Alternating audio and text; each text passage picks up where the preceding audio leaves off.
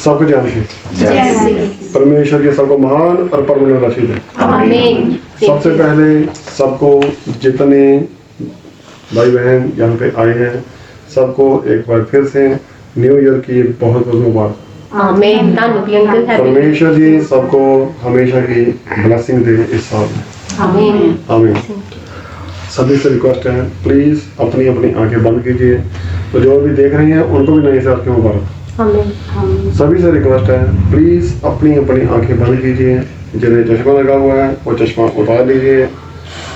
सभी से रिक्वेस्ट है बहनों से कि अपना सिर कवर रखें, और सभी भाइयों और बहनों से रिक्वेस्ट है कि अपना सिर झुका कर परमेश्वर की पवित्र हजूरी में आइए। आज परमेश्वर जी हमें बहुत ही बड़ी आशीष देने वाले हैं। आमीन। आमीन।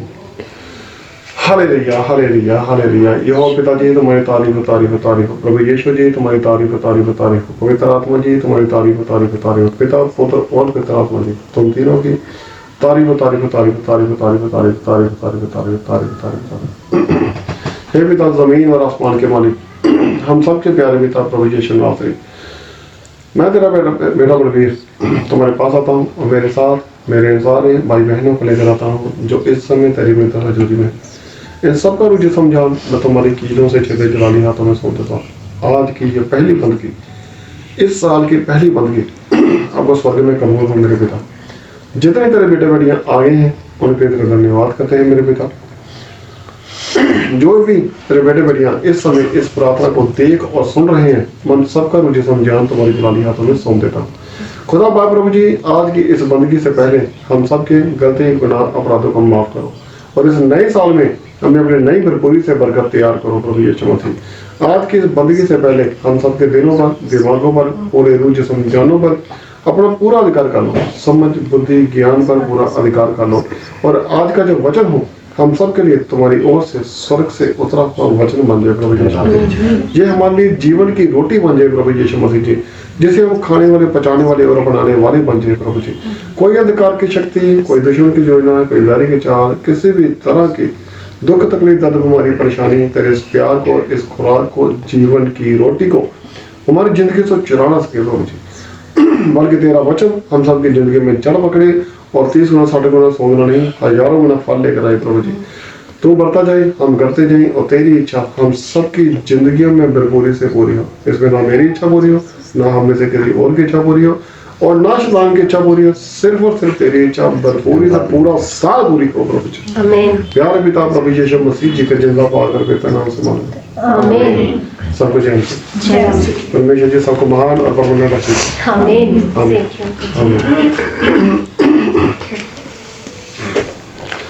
तो चलिए वचन पे चलते हैं, ठीक है, और देखते हैं परमेश्वर जी हमें कौन सी आत्मिक खुराक देने वाले हैं।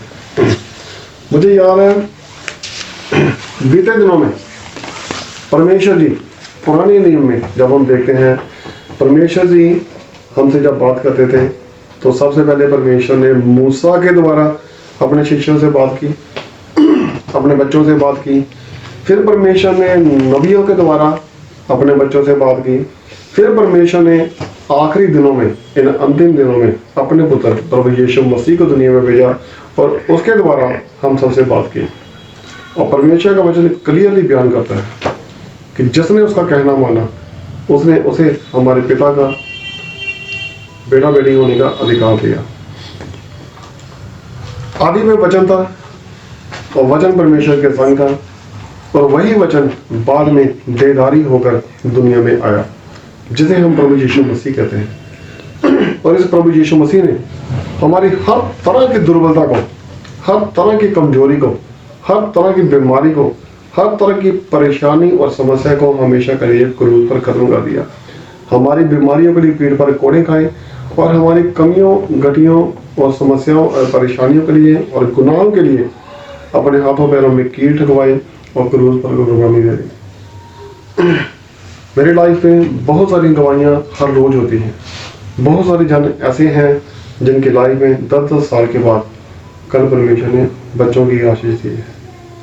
बहुत सारे जन ऐसे हैं जो इस देश में नहीं है, विदेश में हैं, लेकिन परमेश्वर उनको आशीष दी है।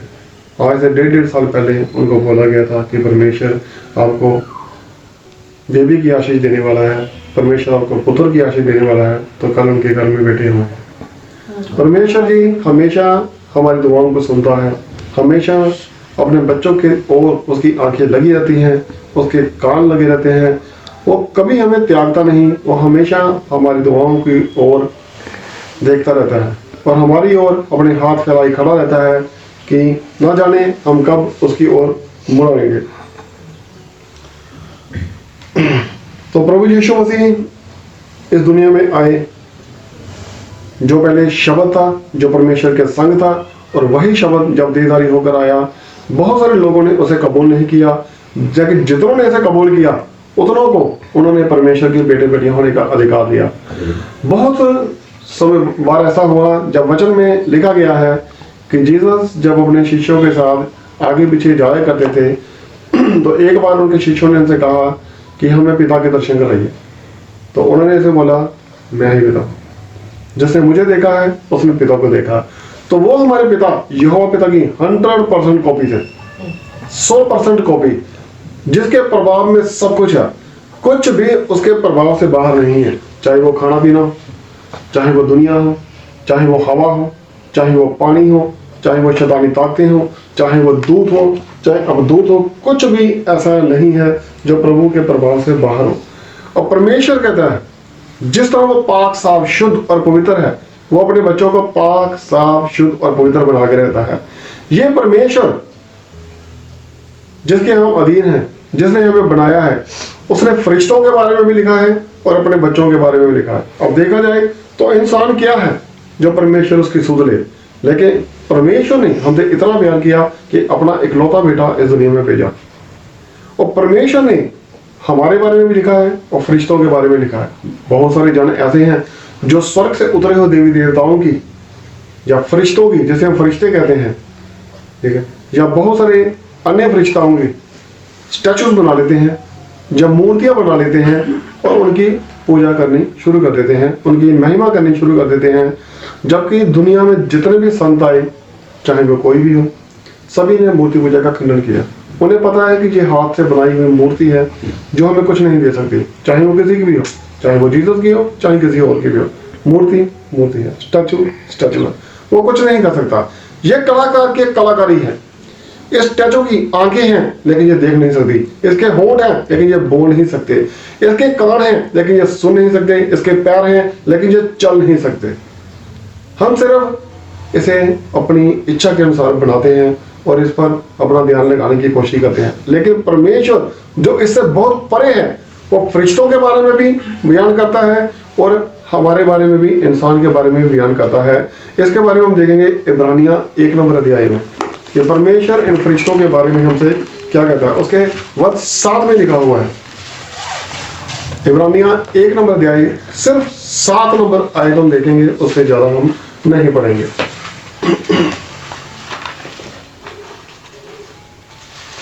तो जिन स्वर्गदूतों की हम स्टैचू बनाकर उनकी महिमा करनी शुरू कर देते हैं, चाहे वो कोई भी हो, फरिश्ता हो, उसकी महिमा करनी शुरू कर देते हैं, तो परमेश्वर इन स्वर्गदूतों के बारे में लिखता है कि ये खुदा नहीं है, ये मेरे सेवक हैं जिस तरह आप लोग हैं।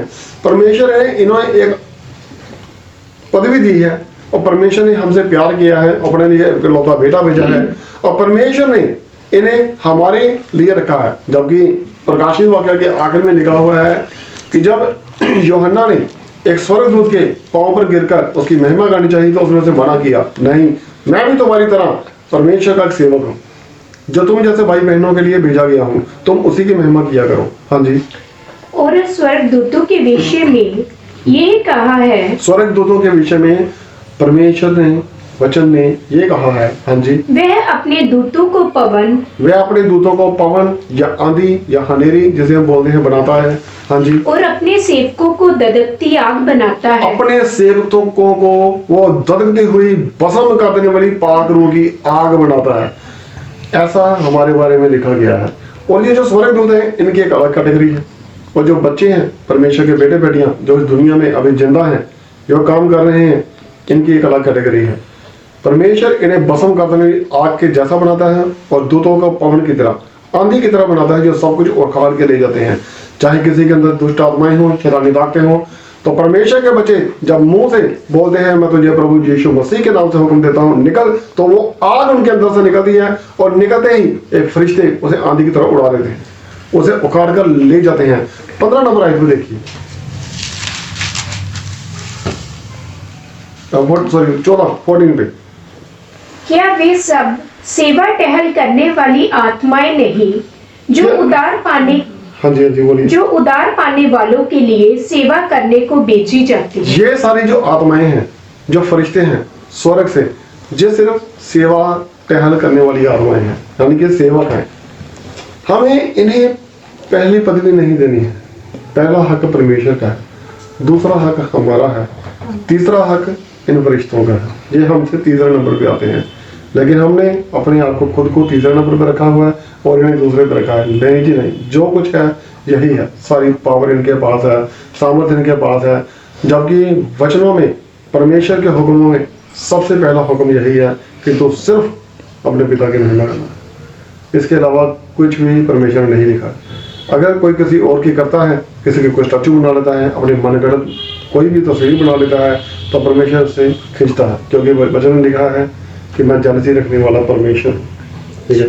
दूसरी ओर वचन क्लियरली बयान करता है कि हम इस पुस्तक की, इस बाइबल की लिखी हुई भविष्यवाणियों पर ध्यान दें।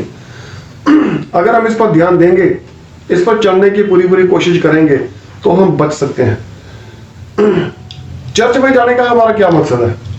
किसी धार्मिक स्थल पे जाने का हमारा क्या मकसद है? हमारा मकसद यह है कि हम मुक्ति पाना चाहते हैं। यहाँ की मौत के बाद आगे का, जिसके बारे में किसी को कुछ नहीं पता, वो आगे अनंत जीवन जिसे हम कहते हैं, जहाँ जीवन मरण खत्म हो जाता है, जहाँ मौत खत्म हो जाता है, वहां पे जाना चाहता है। तो इसके लिए हमें अगर इस वचन को फॉलो करेंगे तो हम डेफिनेटली बच जाएंगे। अगर हम इसका इनकार करेंगे, इसके अनुसार नहीं चलेंगे, इसे तुच्छ जानेंगे, यहाँ से मामूली जानेंगे, तो हमारे हाथों से वो स्वर्ग, वो मुक्ति का स्थान निकल जाएगा। वचन क्लियरली बयान करता है। उन लोगों को देखिए जो नूह के समय थे। उन्होंने, जब नूह ने उन्हें बोला था कि परमेश्वर बहुत नाराज है, अपने अपने गुनाहों की माफी मांगिए, अगर वो माफी मांग लेते तो दुनिया बच सकती थी। जैसे योना नबी का टाइम हुआ, उसने जाकर दुहाई दी कि परमेश्वर आपसे नाराज है, परमेश्वर के सामने घुटने टेककर माफी मांगिए, तो हो सकता है परमेश्वर आपको क्षमा कर दे। तो उन्होंने माफी मांग ली और परमेश्वर ने बख्श दिया। लेकिन नूह के समय तक, अंत तक लोग शादी ब्याह करते रहे, खाते पीते रहे, आनंद करते रहे। उन्होंने इस भविष्यवाणी को तुच्छ जाना, परमेश्वर के हुक्म को उन्होंने मामूली जाना, और उन्हें क्या हुआ? उन्हें मरना पड़ा। अगर जिन्होंने जो भविष्यवाणियां देखी थी, उन्होंने भी इस बात का मामूली जाना और परमेश्वर के हुक्मों पर नहीं चले, तो हमारा क्या होगा? इब्रानिया 2 नंबर अध्याय में उसके वर्ष 3 पे क्लियरली लिखा हुआ है। हाँ जी। तो हम लोग ऐसे बड़े उद्धार से निश्चित रहकर कैसे बच सकते हैं? ऐसे बड़े उद्धार से निश्चिंत रहकर कैसे बच सकते हैं? अगर हमने उसका इनकार किया तो हम नहीं बच सकते। हमें उन पर चलना होगा। अगर हम उस पर अपना मन लगाएंगे तो डेफिनेटली बचेंगे। और तीसरी बात जो क्लियर है वो ये है, जमीन आसमान टलता है टल जाए, वचन कह रहा है, लेकिन मेरी लिखत नहीं टलेगी। मेरे कहे हुए में से एक बिंदु भी इधर या उधर नहीं होगी, एक मात्रा भी इधर उधर नहीं होगी। जो मैंने कहा है वो पूरा होगा। अगर एक लिखित में से एक बिंदी को हटा दिया जाए, चिंता और चिता, उसमें एक बिंदी का फर्क है, बिंदु का फर्क है। अगर बिंदु को हटा दिया जाए तो मतलब बदल जाता है। ठीक है। तो परमेश्वर कहते हैं एक बिंदु भी इधर उधर भी नहीं होगी। लूका 16:17 सिर्फ एक बात देखिए, उसके बाद हम आगे चलते हैं। लूका 16 नंबर अध्याय, अभी हम फिर लूका में रहेंगे।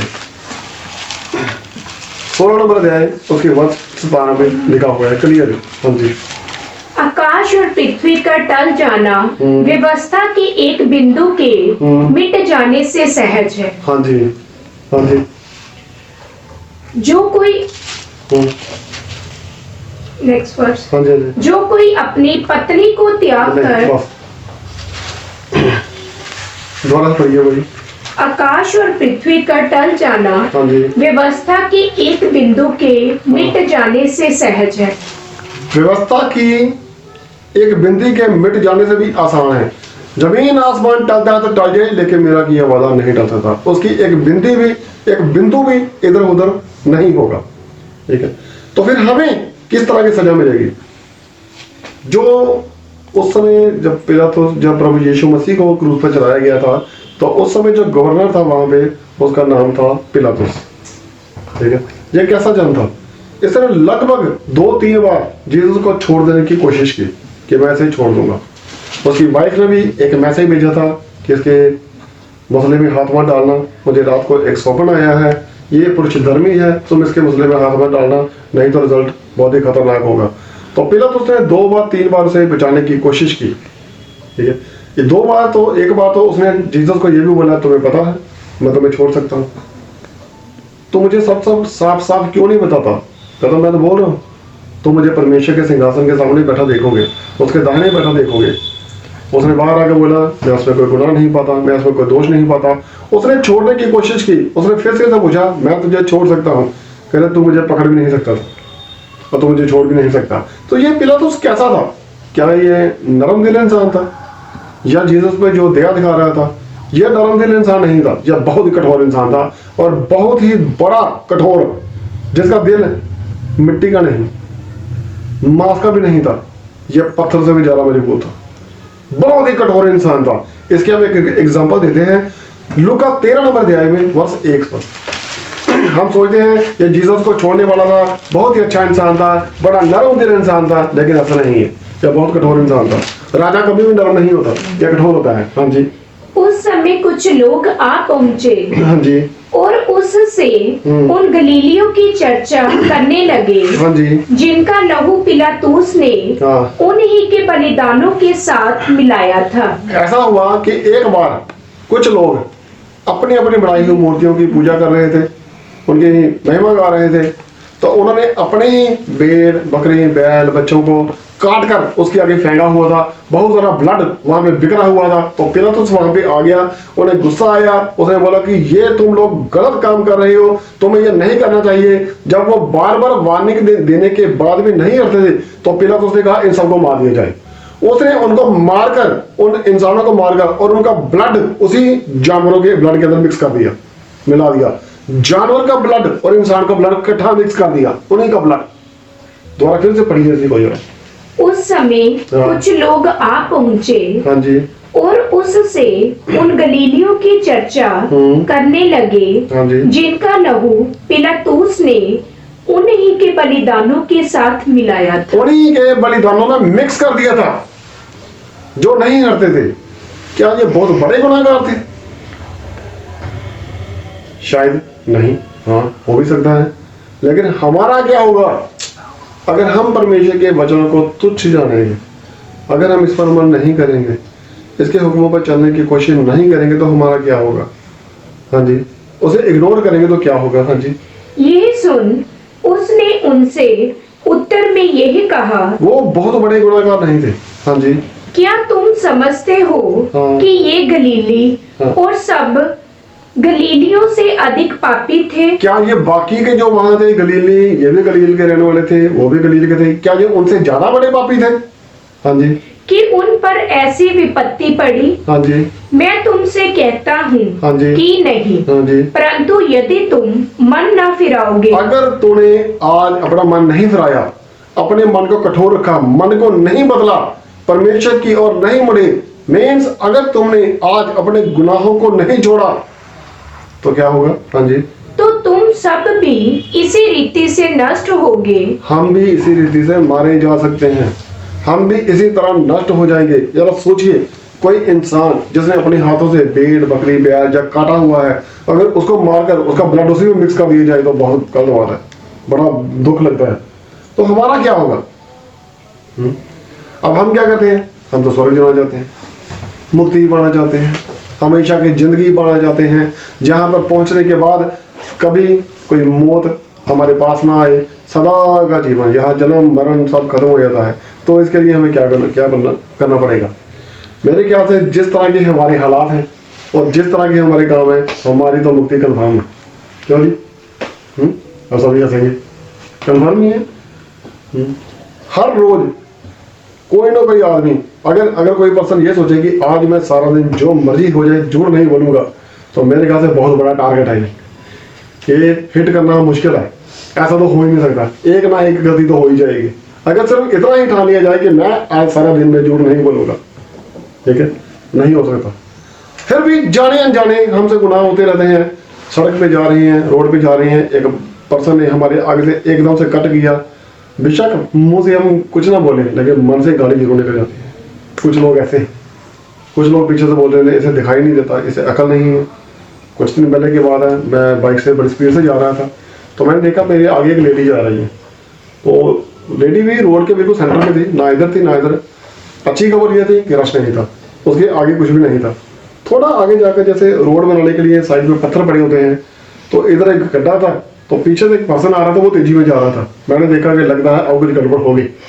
उसने जैसे ही उस लेडी को इधर से क्रॉस करने की कोशिश की, वो थोड़ा पत्थर के ऊपर चला गया, तो थोड़े से उसकी बाइक स्लिप हो गई। वो गिरा नहीं, स्लिप होने के साथ ही उसका जो पिछला टायर था वो उसकी एक्टिवा के साथ टकरा गया, थोड़ा सा साइड लगी। तो वो स्पीड में था, वो पीछे ऐसे हाथ करके था, सॉरी आंटी जी, सॉरी सॉरी सॉरी, वो ऐसे बोलता, वो स्पीड से निकल गया। और पीछे से मैं उसके काफी पीछे था, वो उसको गाड़ियां दे रही, तुम्हें दिखाई नहीं देता, तो अंधा रह गया, ये है वो वगैरह वगैरह वगैरह। ठीक है, सबको पता है सुबह का टाइम है, जल्दबाजी है, बहुत सारे हमने एक्सीडेंट होते देखे हैं। तो ऐसा कभी नहीं होता, हम चाहे झूठ ना भी बोले तो जाने अनजाने गुनाह हो जाते हैं। अब कुछ गुनाह बड़े भी होते हैं, ठीक है, और इतने सारे अच्छे काम करने के बावजूद हम सोचते हैं कि हम स्वर्ग में चले जाएंगे, हमारी मुक्ति कन्फर्म है। क्यों मिल जाएगी मुक्ति? तो फिर मुक्ति पाने के हमारे पास कुछ इजी तरीके होने चाहिए। क्या तरीका होना चाहिए? इजी, कुछ इजी वे हो, जैसे हम आराम से मुक्ति पा लें। कुछ जैसे परमेश्वर कहते हैं स्वर्ग में प्रवेश करना बहुत मुश्किल है। एक धनी के लिए तो ज्यादा मुश्किल है। कहते कितना मुश्किल है? सुई के नाके में से ऊंट का निकल जाना आसान है, लेकिन धनी का निकलना मुश्किल है। अच्छा, वो ज्यादा मोटा है? नहीं, उसका निकलना ज्यादा मुश्किल है, क्योंकि उसके काम ऐसे हैं। ऊंट का कोई काम नहीं, वो तो निकल जाएगा आसानी से। तो अगर इस तरह धनी भी नहीं जा सकता, गरीब भी गलती करता है, तो कौन जाएगा आगे? क्या कोई और तरीका है? कहते ऐसे कहते हैं सारा साल बाइबल पढ़ेंगे, हाँ जी, सारा साल हम झूठ नहीं बोलेंगे, हाँ जी, ठीक है, हम प्रार्थनाएं भी करेंगे, हाँ जी, और क्या करेंगे, और हम चर्च भी रेगुलर जाएंगे, हाँ जी, लोगों को सुसमाचार का प्रचार भी करेंगे, हाँ जी। लेकिन जैसे ही साल खत्म हुआ, साल के एंड में अगर उन्होंने उल्टा पुल्टा कुछ बोलना शुरू कर दिया, तो मेरे ख्याल से सब व्यर्थ हो जाएगा। ठीक है, तो फिर मुक्ति का कोई इजी तरीका नहीं है, ये तो टाइट है रास्ता, तंग है, थोड़ा ज्यादा तंग है, जिसमें हम फंस जाते हैं। हाँ, तंग रास्ते में से निकलेंगे तो पहुंच जाएंगे, जैसा वचन कहता है ये रास्ता तंग है।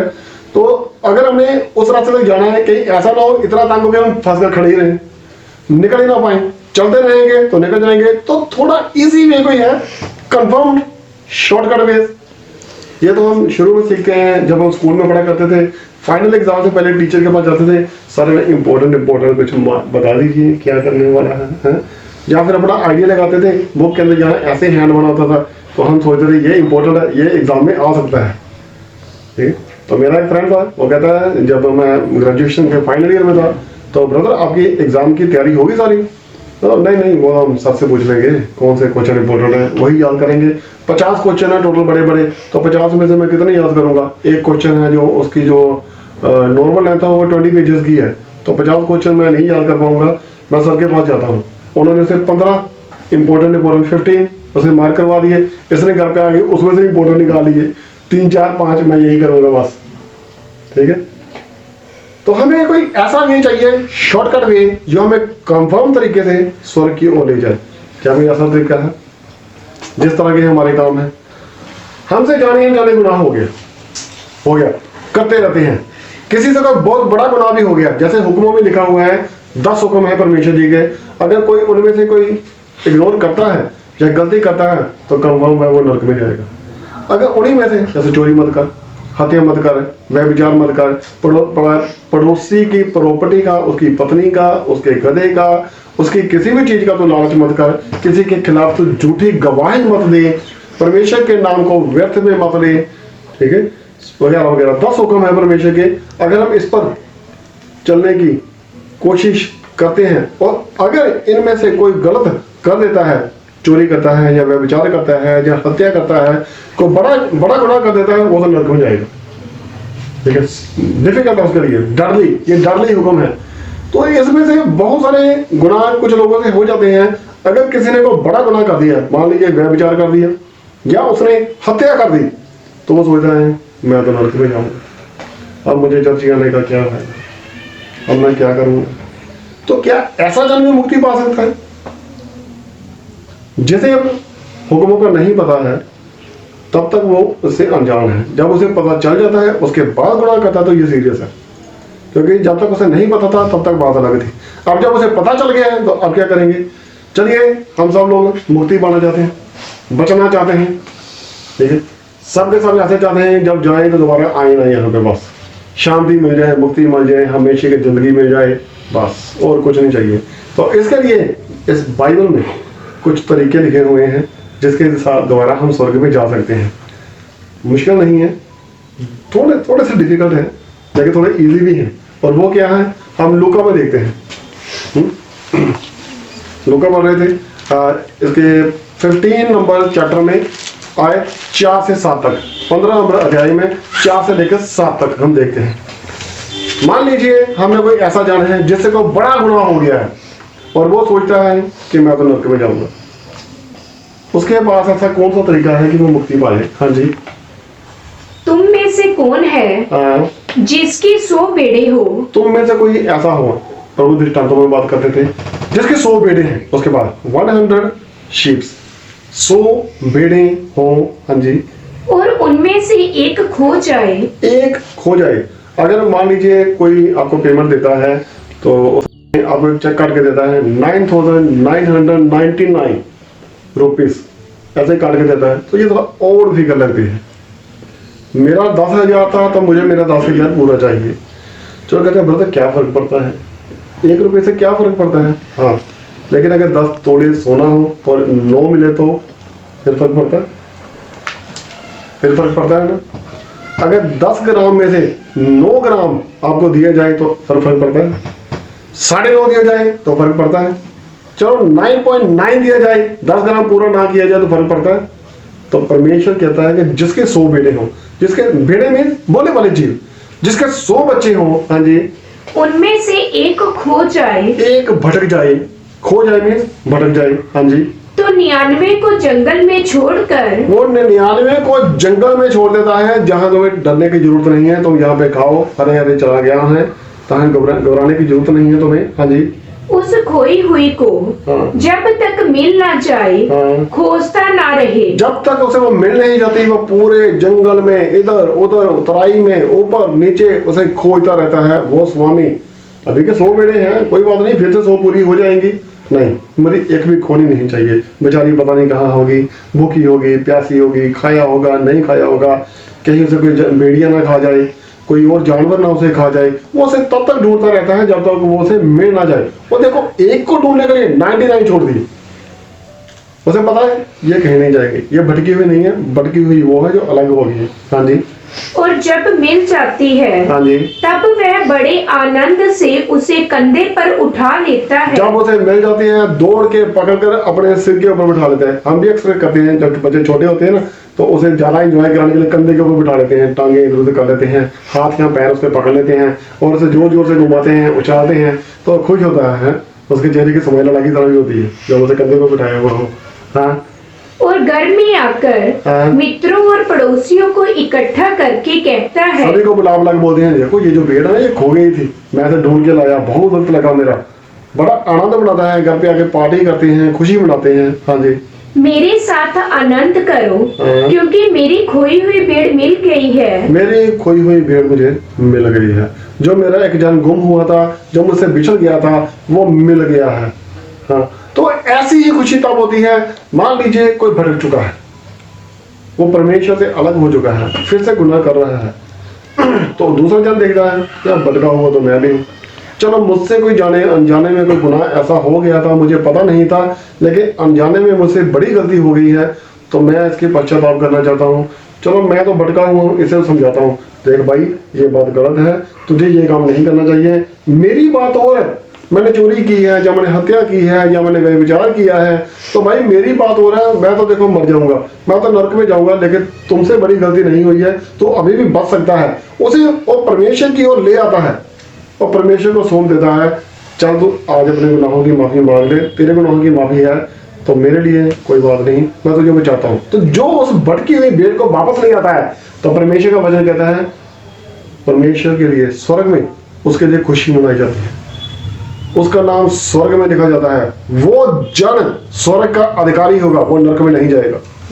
हाँ जी, पढ़ के देखिए। मैं तुमसे कहता हूँ हाँ, कि इसी रीति से एक मन फिराने वाला पापी के विषय में भी स्वर्ग में इतना ही आनंद होगा। देखो स्वर्ग में इतना ही आनंद मनाया जाएगा जो उस समय भी अपने गुनाह को कबूल कर मन फिराकर परमेश्वर की ओर आ जाता है, प्रभु जी मेरे से गुनाह हुआ, और उस भटकी हुई को अपने साथ ले आता है, तो स्वर्ग में इतना ही आनंद मनाया जाएगा कि वो परमेश्वर का बेटा बेड़ा बेटी होएगा, वो ठुकराया नहीं जाएगा। हाँ जी, जितना कि 99 ऐसे धर्मियों के विषय नहीं होता जिन्हें मन फिराने की आवश्यकता नहीं। उन्हें कोई जरूरत नहीं, जो 99 है वो तो बचे हुए हैं, वो पापी नहीं है, वो भटके हुए नहीं है।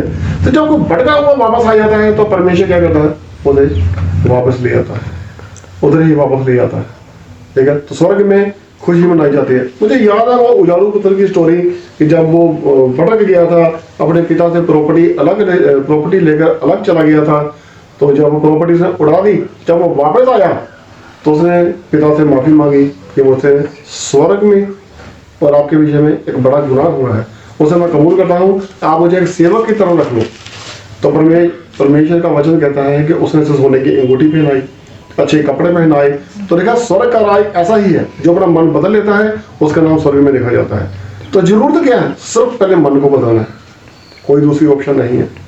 मन को बदलने से माफी मिल जाएगी, लेकिन सिर्फ मन नहीं बदलना है। मान लीजिए कोई पर्सन चर्च आता है, आप मुझे बोलते हैं आप चर्च क्यों आते हैं, वो बोलता है मैं बपतिस्मा ले लूंगा, मैं बस मुझे अच्छी से सरकारी नौकरी मिले। ये तुम्हारी माफी नहीं है, ये तुम्हारा टारगेट नहीं है। कंफर्म है, अगर तुम्हें नौकरी मिल भी जाती है तो भी तुम्हारा मन तो नहीं बदला ना, तुम परमेश्वर की तरफ थोड़ा आए हो। अगर कोई पर्सन मुंह से बोल के इकरार करता है प्रभु जी मैं अपने गुनाहों को कबूल करता हूँ, लेकिन छोड़ता नहीं है, तो ये बोलने का कोई फायदा नहीं है। मन बदलने की जरूरत पड़ेगी, जुबान बदलने की जरूरत नहीं है, मन बदलने की जरूरत पड़ेगी। अगर कोई मन बदल लेता है तो स्वर्ग में उसका आनंद मनाया जाता है। हाँ जी, इसके आगे क्या खोए हुए सिक्के का। हाँ जी, थोड़ा मैं थोड़ी देर पहले एग्जांपल दे रहा था बहनों को सोने के बारे में, सोना गोल्ड, सोना स्लीपिंग नहीं, गोल्ड सोना, सोने के बारे में एग्जांपल दे रहा था।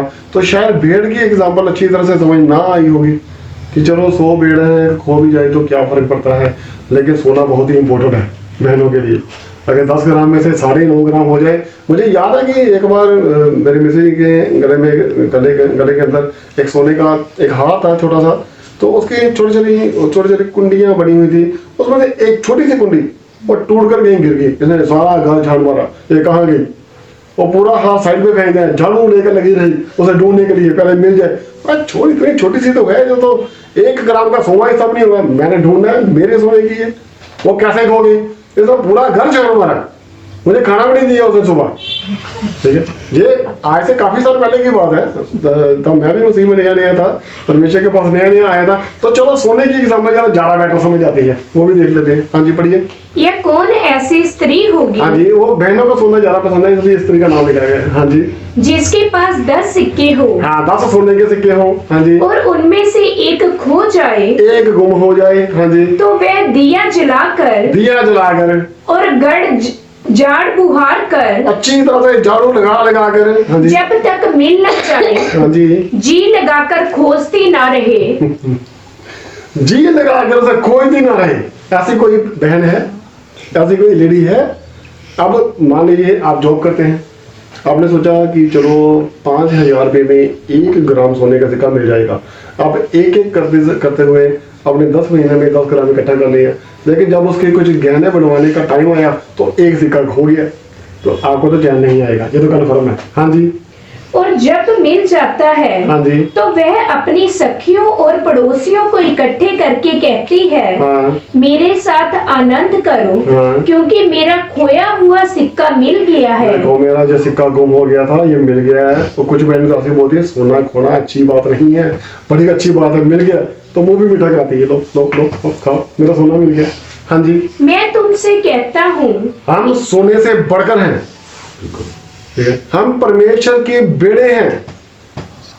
हमें उन 99 में से बनना है जो भटके हुए नहीं है। अगर कोई भटक भी गया तो परमेश्वर ढूंढ लाएगा उसे। हाँ जी। इसी रीति से एक मन फिराने वाले पापी के विषय में परमेश्वर के स्वर्ग दूतों के सामने आनंद होता है। इसी तरह जब एक पापी अपना मन फिरा लेता है तो स्वर्ग दूतों के सामने बड़ी खुशी मनाई जाती है। परमेश्वर पार्टी देता है कि मेरी एक भेड़ खो गई थी, मेरा एक सोने का सिक्का खो गया था, इसे मैंने ढूंढ लिया है। परमेश्वर ऐसा ही आनंद मनाता है। और जो परमेश्वर के इस काम में साथ देता है, प्रभु जी मैं साथ चलता हूँ, मैं साथ चलती हूँ, बताइए किसे ढूंढना है। इस भाई बहन को मैं जाके खुशखबरी का प्रचार करूंगा, मैं उसे बताऊंगा कि देख भाई ये बात गलत है, ये देखो तुमने वचन पढ़ा है, परमेश्वर का हुक्म ये कहता है, परमेश्वर का वचन ये कहता है, परमेश्वर का वचन ये कहता है। आए तो मन फिरा ले। जब उसकी आंखों से आंसू बहते हैं, हाँ भाई हाँ बहन जी मैंने गलती की है, वो मन फिरा लेता है तो स्वर्ग में खुशी मनाई जाती है। उसका नाम स्वर्ग में लिखा जाता है। यह शॉर्टकट तरीका है स्वर्ग में जाने का। मेरे ख्याल से यहाँ फास्ट की चर्चा नहीं की गई। मेरे ख्याल से यहाँ ये नहीं लिखा गया बाइबल के बारे में वचन रोज पढ़ो, प्रार्थना रोज करो। लेकिन अगर हम ये मुक्ति पाना चाहते हैं तो हमें वचन के बारे में अच्छी तरह पता होना चाहिए कि वचन में लिखा क्या है, हम कैसी शांति और मुक्ति पा सकते हैं। ठीक है, ये हो गया एक तरीका। ठीक है, लूका अध्याय 14 के 12 से 14 तक देखते हैं। लूका 14 नंबर अध्याय की उसकी आयत 12 से लेकर 14 तक देखते हैं। एक शॉर्टकट तरीका यहाँ भी लिखा हुआ है। हाँ जी। तब उसने अपने नेवता देने वालों से भी कहा। परमेश्वर ने ये कहा कि कुछ लोग अपने घरों में पार्टी करते हैं, चाहे वो मैरिज की एनिवर्सरी हो, चाहे वो बच्चों की बर्थडे पार्टी हो, तो अपने अक्सर सभी रिश्तेदारों को, भाई बहनों को, सगे संबंधियों को या फ्रेंड सर्कल में सभी को इनवाइट करता है। ठीक है, तो सभी आते हैं तो खाली हाथ कोई नहीं आता, वो गिफ्ट लेके आते हैं साथ में। तो आज जब आपने उसे इनवाइट किया था तो वो आपके लिए गिफ्ट लेकर आया है, कल को जब वो आपको इनवाइट करेगा तो आप भी गिफ्ट ले जाएंगे, तो आपका पलटा बराबर हो जाएगा। कुछ लोग तो शादी ब्याह में ऐसा भी करते हैं कि वो बहुत सालों के बाद किसी के रिलेटिव में कोई मैरिज हो रही है तो वो कहते हैं कि आज इसके बेटे की या बेटे की शादी है तो हमने वहाँ पे क्या देना चाहिए। कहते पहले तो ये क्या दे के गई थी, ये क्या दे के गया था, उसके हिसाब से हम उसको देंगे। वो क्या कहते हैं, एक तरह का हिसाब जो बराबर करते हैं। आज वो दे गए कल हम दे जाएंगे तो ये बराबर हो जाएगा।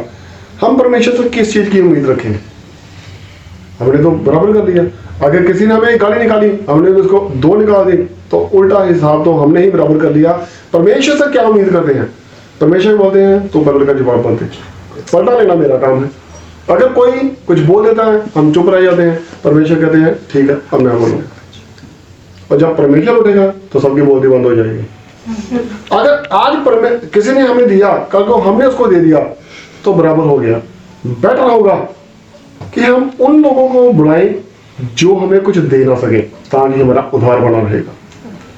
हम परमेश्वर से उम्मीद करेंगे, जो गरीब को देता है या जरूरतमंद को देता है, वचन कहता है वो परमेश्वर का उधार देता है, परमेश्वर इसका पलटा देगा। हाँ जी, पढ़ के देखिए। जब तू दिन का या रात का बोझ करे, जब तू पार्टी करे, चाहे दिन में कर या रात में कर, हाँ जी, तो अपने मित्रों हाँ। या भाइयों या कुटुंबियों या धनवानों पड़ोसियों को ना बुलाना। हाँ, उनको तो ना, चाहे बेशक चाहे ना बुला, चाहे बुला भी लो, कोई बात नहीं है। हाँ जी, कहीं ऐसा ना हो कि वे भी तुझे नेवता दे और तेरा बदला हो जाए। कहीं ऐसा, वो भी डेफिनेटली ऐसा करेंगे। जब कल को वो भी फंक्शन करेंगे तो आप भी इनवाइट किए जाएंगे, आप भी कुछ ले जाएंगे, तो बराबर हो जाएगा, बदला पलटा चुकाया जाएगा, बराबर हो जाएगा। तो परमेश्वर से किस चीज की उम्मीद करते हैं? हाँ जी, परंतु जब तू बोझ करे, हम तो देख रहे हैं शॉर्टकट तरीका स्वर्ग में जाने का, लेकिन तुझ में एक थोड़ा डिफरेंट होना चाहिए। डिफरेंस क्या होना चाहिए? जब तू पार्टी करे, बोझ दे, खाना बनाए, बुलाए, हाँ जी। तो कंगालों, कंगालों को बुलाओ, टुंडों, टुंडों को बुलाओ, लंगड़ों और अंधों को बुला। देखो ये दुनिया के धुतकारे हुए लोग जो कुछ नहीं कर सकते, कंगाल कुछ नहीं कर सकता, लंगड़ा कुछ नहीं कर सकता, टुंडा कुछ नहीं कर सकता, हाँ जी। तब तू धन्य होगा, उस समय तुम धन्य होगा, क्यों? हाँ जी, क्योंकि उनके पास तुझे बदला देने को कुछ नहीं, क्योंकि उनके पास देने को कुछ नहीं है, हाँ जी। परंतु तुझे धर्मियों के जी उठने पर इसका प्रतिफल मिलेगा। इसका फल तुम्हें क्या मिलेगा? परमेश्वर कहता है जब मैं दुनिया में आऊंगा और पलटा लूंगा और धर्मियों और पापियों को अलग अलग करूंगा, तो मैं तेरी गिनती धर्मियों में करूंगा। इसका फल ये होगा। कितना इजी वे है, बाहर निकलो। गरीब लोग आपको सड़क पे बहुत मिल जाएंगे, भूखे, नंगे, लंगड़े, टुंडे, ऐसे बहुत सारे लोग आपको मिल जाएंगे, जाकर उन्हें खिलाओ। ये आपको कुछ नहीं दे पाएंगे। हमारी गिनती स्वर्ग में धर्मियों में की जाएगी। जब परमेश्वर दुनिया पे आकर फैसला करेगा तो हमारा नाम धर्मियों में लिखा जाएगा, पापियों में नहीं। ठीक है, ये इजी और शॉर्टकट वे है। ठीक है, जैसे हमने करना है। मैं ये नहीं कहता चर्चों में मत दो, मैं ये नहीं कहता दान मत दो, जो आपने करना है करो, लेकिन ये काम साथ में जरूर करो। ठीक है, इससे क्या होगा? हमारी गिनती कहाँ होगी? धर्मियों में। हमें इसका प्रतिफल कब मिलेगा? जब परमेश्वर सबको जी उठेगा, हमें धर्मियों के साथ जिंदा करेगा, पापियों को भी जिंदा करेगा, धर्मियों को भी करेगा, लेकिन हमारी गिनती धर्मियों में की जाएगी। ठीक है, अभी कुछ और भी एक आधा शॉर्टकट तरीका चाहिए। लूका 6 नंबर अध्याय में 34 नंबर एक लगे। हाँ जी, बस कुछ लोग क्या करते हैं कि जरूरतमंद पे कुछ लोग मांगने आ जाते हैं कि भाई प्लीज मेरी मदद कर दो। कुछ लोग ढीठ भी होते हैं, जिनकी आदत होती है। कुछ लोग ऐसे मांगने आ जाते हैं और कहते हैं अगर तुम लोग सिर्फ उसी का दोगे जो तुम्हें आज ले गया कल वापस कर गया, तो क्या बड़ी बात है। कर्जदार भी तो ऐसे ही करते हैं, कर्जा मांगने आया दे दो दे दो, जब वो कहते छोड़ यार इसने कौन से वापस करने हैं, रहने दो, अब नहीं इसको देना। ठीक है, जो जानबूझकर करता है उसकी बात नहीं करता, लेकिन जो कंगाल है जिसके पास देने को कुछ नहीं है, हम उसकी बात करते हैं। हाँ जी, यदि तुम उन्हें उधार दो, अगर तुम लोग सिर्फ उन्हें ही उधार देते हो जिनसे फिर पाने की आशा रखते हो, जिससे हमें उम्मीद है कि कल को पैसे वापस मिल जाएंगे, हाँ जी, तो तुम्हारी क्या बड़ाई, तो इसमें बड़ी बात क्या है? ये तो सारे ही करते हैं। हाँ जी, क्योंकि पापी पापियों को हाँ। उधार देता है। देता ही है। जो एक सूदखोर है वो सूदखोर को देता है।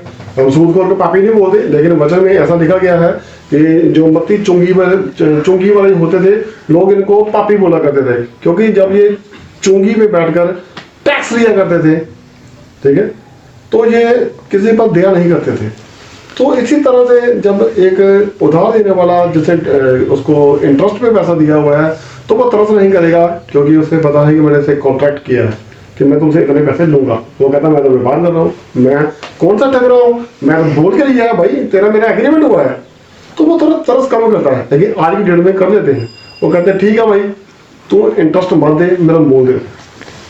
तो ये अच्छी बात। हाँ जी, कि उतना ही फिर पाए, हाँ जी, वरन अपने शत्रुओं से प्रेम रखो, तुम अपने शत्रुओं से प्रेम रखो, हाँ जी, और भलाई करो, भलाई करो, और फिर पाने की आशा ना रखकर और उधार दो। शत्रुओं को जो तुम्हारे वैरी हैं उनके साथ अच्छा करो। अगर उन्हें जरूरत है तो खिलाओ पिलाओ, उन्हें अच्छी तरह से उनकी मदद करो, और ये मत सोचो कि मुझे वापस मिलेगा, भूल जाओ।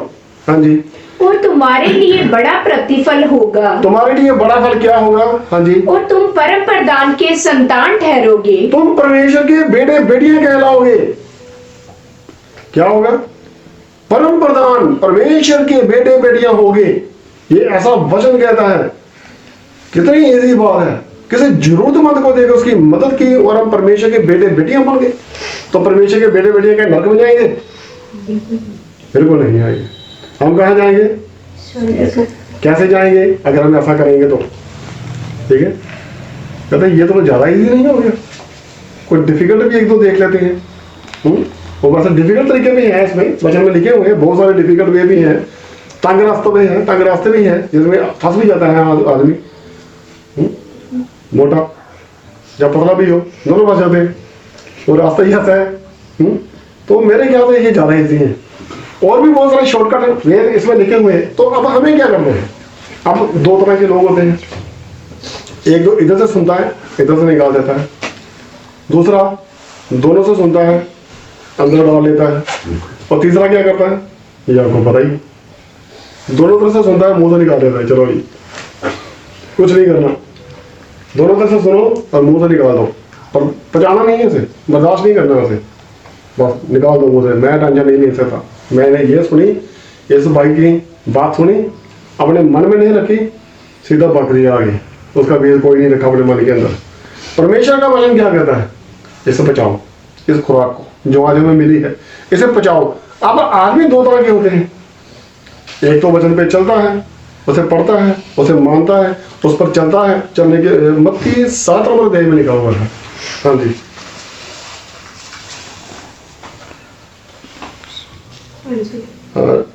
24 से 27 के बीच होगा। इसलिए जो कोई मेरी ये बातें हाँ जी, सुनकर उन्हें मानता है, जो कोई मेरी ये बातें सुनकर उन्हें मानता है, उस पर चलने की कोशिश करता है, तो वो कैसा जन है। हाँ जी, वह उस बुद्धिमान मनुष्य के समान ठहरेगा हाँ, जिसने अपना घर चट्टान पर बनाया। जिसने अपना घर चट्टान पे बनाया। चट्टान क्या चीज होती है, बहुत स्ट्रांग होती है, पहाड़ नहीं बोल रहे, चट्टान बोल रहे हैं। पहाड़ तो टल जाते हैं, वचन लिखा है जब पहाड़ टल जाएंगे, हाँ चट्टान भी टल सकती है, लेकिन जिसने अपना घर चट्टान पे बनाया, समुद्र के किनारे बनी हुई चट्टान पे बनाया, ठीक है, और वो बना रहेगा। जिसने मेरी ये बातें सुनकर उसे माना। हाँ जी, और मेघ बरसा और बारिश आई, और बाढ़ी आई, बाढ़ भी आई, समस्याएं बढ़ती गई, पहले थोड़ी समस्या आई, बारिश आई, फिर बाढ़ आ गई, और बड़ी समस्या आ गई। हाँ जी, और आंधियां चली, तूफान भी आ गए उसकी लाइफ में। हाँ जी, और उस घर से टकराई, उससे टकराया सारा कुछ। हाँ जी, फिर भी वह नहीं गिरा, फिर भी वो नहीं गिरा, क्योंकि उसकी नींव चट्टान पर डाली गई थी। मसीह चट्टान है, ठीक है, उसकी नींव चट्टान पर डाली गई। ये वो चट्टान है जो मूसा के साथ चला करती थी, जिसमें से पानी निकला करता था और पिया करते थे। जो कोई इस चट्टान पर नींव डालेगा वो घर सदा बना रहेगा। जिसने इन हुक्मों को सुना और माना, परमेश्वर ने ऐसा लिखा, हाँ जी। ठीक है। लेकिन जो इधर से सुनता है और निकाल देता है, कहाँ से, अंदर नहीं लेके गया, दोनों तरफ से सुना और मुंह से निकाल दिया, अंदर नहीं लेके गया। हाँ, वो क्या परंतु जो कोई मेरी ये बातें सुनता है, जो कोई मेरी ये बातें सुनता है पर उस पर नहीं चलता, उस पर अमल नहीं करता, ना चलने की कोशिश करता है, इग्नोर करता है। हमने पहले भी बोला था, जब उस समय लोगों ने इग्नोर किया तो वो नहीं बचे, तो हमारा क्या होगा। शैतान ये चाहता है कि स्वर्ग हमारे हाथ से निकल जाए, लेकिन परमेश्वर ने हमें शॉर्टकट तरीके दिए हुए हैं। हाँ जी, वह उस निर्बुद्धि मनुष्य के समान ठहरेगा जो इस पर अमल नहीं करता, वो उस मूर्ख निर्बुद्धि मनुष्य के समान है। हाँ जी, जिसने अपना घर बालू पर बनाया, जिसने अपना घर समुद्र के किनारे रेत पर बनाया। बालू मीन्स रेत पर बनाया, नींव नहीं खोदी। हाँ जी, और मेघ बरसा, बारिश आई, और बाढ़ी आई, दोनों की लाइफ में एक जैसे समस्या आई, बाढ़ भी आ गई, और आंधियां चली, आंधियां भी चली, और उस घर से टकराई, उस घर से टकराई, और वह गिरकर सत्यानाश हो गया। सत्यानाश हो गया उसका, क्योंकि वो बह गया, वो तबाह हो गया, वो उखड़ गया, वो उड़ गया, क्योंकि उसने अच्छी बात पर ध्यान नहीं दिया। अगर नींव भी डालनी तो यार चट्टान पे डालो, नींव भी डालनी है तो बढ़िया जगह पे डालो। तुम्हें एक अच्छे वास्तुकार ने, जिसे हम जीसस बोलते हैं, वचन बोलते हैं, जिसके शब्द माता से दुनिया रची गई, वो बता रहा है कि नींव डालनी है तो चट्टान पे डालो, या तुम फिर भी बालू में डाल रहे, ठीक है, तो वो घर तबाह हो जाएगा। अब हमें क्या करना है, हमें तो मुक्ति चाहिए, कहते। अब मैं गारंटी देता हूँ एक बात की, अब से लोग फास्ट काम रखेंगे। चर्च भी शायद थोड़ा कम जाएंगे, लेकिन जाना पड़ेगा, खुराक वहीं से मिलेगी, ठीक है, परमेश्वर की शिक्षा में वहीं से मिलेगी, ठीक है, आत्मिक बल हमें वहीं से मिलेगा, परमेश्वर हमें वहीं से सिखाएगा। तो हमें करना क्या है, जब हम परमेश्वर के पास जाएंगे, कुछ भी खुराक खाई है तो उस खुराक के लिए धन्यवाद जरूर करें। मैंने इंग्लिश पर्सन जो होते हैं ना, जो अंग्रेज वगैरह होते हैं, तो मैंने उनमें एक खासियत देखी है, वो हर काम के लिए thank you thank you thank you बोलते रहते हैं, थैंक यू, धन्यवाद, thank you thank you thank you thank you. किसी ने वो गिर रहा था, उसके पीछे हाथ लगाया, उसको बोलता है थैंक यू ब्रदर या थैंक यू सिस्टर। वो ट्रॉली लेके जा रहा है मॉल में, तो थोड़ा सा झटका लग गया, आगे लगा, पीछे से बोलता है सॉरी, जबकि झटका उसको पीछे से लगा था। तो जब वो उसकी ट्रॉली पीछे आने लगी है, तो वो पीछे से एक बार इसको सपोर्ट करता है, जब बहन उसको सपोर्ट करती है तो बोलता है थैंक यू। तो वचन कहते हैं धन्यवादी बनो। शायद वो वचन पे ज़्यादा चलते हैं, उसको इसलिए फॉलो करते हैं। हमारे इधर कोई पीछे आ जाए उधर भाई साहब ध्यान से, अगला बोलता है सॉरी, वो भी थैंक यू नहीं बोलता, सॉरी बोलता है। सॉरी वर्ड एक ऐसा वर्ड है जो बहुत ही खतरनाक है। जानबूझ के किसी को प्यार रखो तो बोलो सॉरी, ठीक है। कोई किसी को बोलते चलो कोई बात नहीं, ठीक है। सपोर्ट करते हैं तो अगला बोलो थैंक यू। धन्यवादी बनो। परमेश्वर का वचन जिससे हमें मिला है, जिससे हमें जो खुराक खिलाई है, एटलीस्ट उसका धन्यवाद जरूर करो। एटलीस्ट घर में बैठकर या वहीं पे बैठकर आंखें बंद करके परमेश्वर का 5 मिनट का धन्यवाद जरूर करो। आप सारा दिन प्रार्थना नहीं करते हैं या कम करते हैं चलेगा, लेकिन जो कुछ आज परमेश्वर ने हमारे साथ अच्छा किया है एटलीस्ट उसका धन्यवाद जरूर करें। सारा दिन हमने कुछ नहीं किया, अच्छे काम किए हैं, रात को बैठकर कोई गलत काम किया है, बुराई की है, गालियां निकाल दी हैं, अच्छा बुरा बोल दिया, सारा दिन की मेहनत व्यर्थ हो जाएगी। सारा दिन हमने जो भी किया कहते अंत बुरा तो सब बुरा, अंत बुरा तो सब बुरा। लास्ट टाइम में जब हम सोने वाले थे चलो परमेश्वर का धन्यवाद करते हैं, फिर सोते हैं तो सब बुरा, सब भला, बुरा खत्म सब भला, अंत बुरा तो सब भला। साल खत्म होने वाला था, ठीक है, तो आखिरी टाइम में जो प्रार्थना करते हुए एंटर कर गए न्यू ईयर में, उन्होंने देखा 2 मिनट रहते हैं 12 बजने में और न्यू ईयर चलने वाला है, चलो अभी से प्रार्थना करनी शुरू कर देते हैं। तो गिनती किसमें उनकी किनमें होगी जिन्होंने पिछले साल भी प्रार्थना की और अगले साल भी प्रार्थना की। बड़ा इजी तरीका है, बहुत इजी वे है। लास्ट जब साल खत्म हो रहा था प्रार्थना में बैठ गए, पूरा साल प्रार्थना हो गई अपनी न्यू ईयर में एंटर करके। और प्रार्थना कितने बजे तक की? 2 मिनट कम, 12 में प्रार्थना शुरू की थी और 12:02 पे खत्म। 5 मिनट भी पूरी नहीं हुई और हमारी प्रार्थना होगी 1 साल की। रात को प्रार्थना करने सोना है, प्रार्थना करते करते ऐसे प्रार्थना करेंगे हालेलुया हालेलुया, फिर ऐसे, फिर लेट जाएंगे, फिर थोड़ा और लेट जाएंगे, फिर चंदन ऊपर ले लेंगे प्रार्थना करते करते आमीन सुबह बोलेंगे। चलो सारी रात प्रार्थना होगी। ठीक है, ठीक है जी। हमें क्या करना है? हमें बनना है धन्यवादी। परमेश्वर के वचन पर चलने की पूरी पूरी कोशिश करेंगे। अगर हम सिर्फ ये 2 काम करेंगे, वचन पे चलने की पूरी पूरी कोशिश करेंगे और धन्यवादी बनेंगे, ठीक है, तो हम निर्बुद्धियों की तरह नहीं बनेंगे, उस मनुष्य की तरह बनेंगे जिसने अपनी नींव चट्टान पर डाली। ठीक है, वक्त मुझे ज्यादा इजाजत नहीं दे रहा।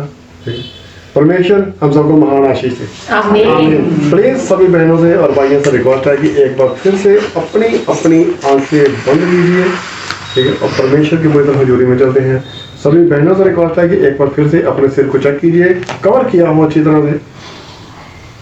Hallelujah hallelujah hallelujah. यहोवा पिता तुम्हारी तारीफ तारीफ तारीफ, प्रभु यीशु जी तुम्हारी तारीफ तारीफ तारीफ, पवित्र आत्मा जी तुम्हारी तारीफ तारीफ तारीफ, पिता पुत्र और पवित्र आत्मा जी तुम तीनों की तारीफ तारीफ तारीफ तारीफ तारीफ तारीफ तारीफ तारीफ तारीफ तारीफ तारीफ।